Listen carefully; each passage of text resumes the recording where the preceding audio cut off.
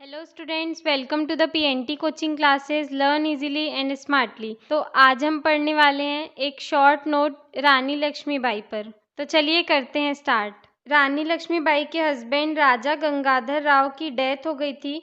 तो उसके बाद आगे बढ़ने से पहले मैं आपको एक रूल बताना चाहूँगी जो कि ब्रिटिशर्स ने बनाया था जब वो इंडिया पे राज करते थे।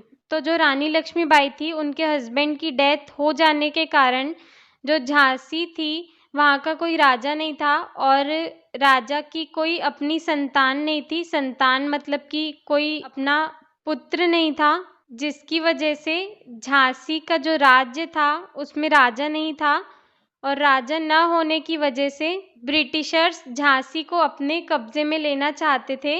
लेकिन झांसी की रानी मतलब कि रानी लक्ष्मीबाई ये नहीं चाहती थी कि ब्रिटिशर्स उनका राज्य हथिया लें या कब्जा कर लें। इसलिए रानी लक्ष्मीबाई ने एक पुत्र गोद लिया, लेकिन ब्रिटिशर्स ने उससे भी इनकार कर दिया कि वो अपने गोद लिए हुए बेटे को राजा नहीं बना सकती। और ऐसा इसीलिए क्योंकि ब्रिटिशर्स का बहुत ही पहले से रूल था कि अगर कोई राजा है और उसका कोई बेटा नहीं है और राजा मर जाता है तो उस केस में वो राज्य ब्रिटिशर्स अपने अंडर में ले लेते थे।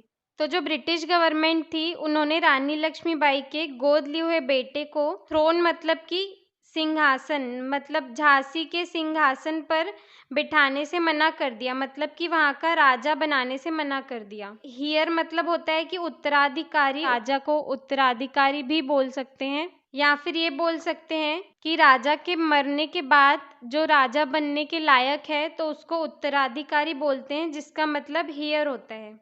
तो जो झांसी थी वहाँ पे कोई राजा नहीं था और ब्रिटिशर्स ने झांसी को अपने अंडर में ले लिया, मतलब कि अपने ब्रिटिश एम्पायर में जोड़ दिया। रानी लक्ष्मीबाई इसके बहुत खिलाफ थी, प्रोटेस्टेड मतलब कि इस बात का उन्होंने बहुत विरोध किया।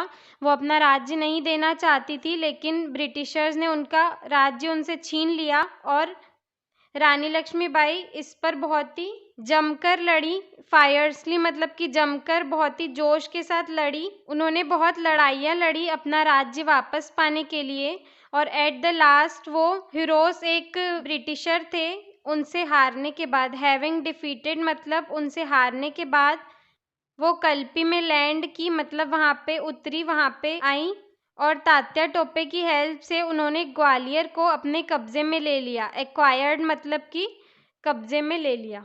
तो जो रानी लक्ष्मीबाई थी उन्होंने ग्वालियर को अपने कब्जे में तो ले लिया, लेकिन जो ब्रिटिश कमांडर हीरोज थे उन्होंने ग्वालियर का किला मतलब कि ग्वालियर के किले को, जहाँ पे रानी लक्ष्मीबाई और तात्या टोपे रुके हुए थे, उसको चारों तरफ से घेर लिया। बीसीज्ड मतलब कि घेर लिया। और 18 जून 1858 को लक्ष्मीबाई ने अपनी लाइफ को सेक्रीफाइस कर दिया, मतलब कि त्याग दिया, सोल्जर के आउटफिट में, मतलब कि एक सैनिक के कपड़ों में ही अपना जीवन त्याग दिया। लेकिन आज भी उनकी बहादुरी की कहानियाँ मतलब कि वेलर मीन्स की बहादुरी की कहानियाँ आज भी गाई जाती हैं और जो कि इंडियंस को इंस्पायर करती हैं, प्रेरणा देती हैं। आई होप स्टूडेंट्स आपको ये क्लियर हो गया होगा। अगर आपको हमारी वीडियो से कुछ भी सीखने मिला या नॉलेज मिला तो प्लीज़ हमारे चैनल को सब्सक्राइब कीजिए एंड वीडियो को लाइक ज़रूर करें।